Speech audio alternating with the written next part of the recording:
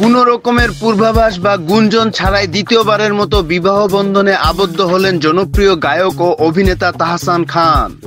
গত শনিবার ভোর থেকে সোশ্যাল মিডিয়ায় তাহসানের বিয়ের আয়োজনের ছবি ভাইরাল হয়। এরপর থেকেই নেটিজেনরা নবদম্পতিকে শুভেচ্ছা ও ভালোবাসা জানাচ্ছেন। বিয়ের খবরটি গণমাধ্যমকে নিশ্চিত করেছেন তাহসান নিজেই। জানা গেছে পাত্রীর নাম রোজা আহমেদ। তিনি নিউ ইয়র্ক বিশ্ববিদ্যালয়ে পড়াশোনা শেষ করার পর সেখানে রোজাস ব্রাইডাল মেকওভার নামে একটি রূপসজ্জা প্রতিষ্ঠান গড়ে তোলেন। এছাড়া বিগত এক দশকেরও বেশি সময় ধরে তিনি বাংলাদেশ ও মার্কিন যুক্তরাষ্ট্রে ব্রাইডাল মেকআপ শিল্পে খ্যাতি অর্জন করেছেন।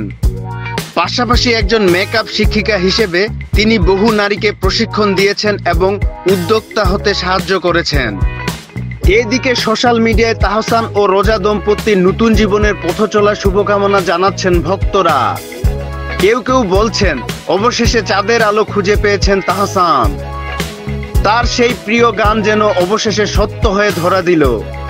অন্যদিকে তাহসান খান গায়ক, গীতিকার, অভিনেতা ও টেলিভিশন উপস্থাপক হিসেবে সুখ্যাতি কুড়িয়েছেন। এর আগে 2006 সালের 7ই আগস্ট তাহসান খান অভিনেত্রী মিথিলার সঙ্গে বিবাহ বন্ধনে আবদ্ধ হন। তাদের ঘর আলো করে আসে কন্যা সন্তান আইরা তাহরিম খান।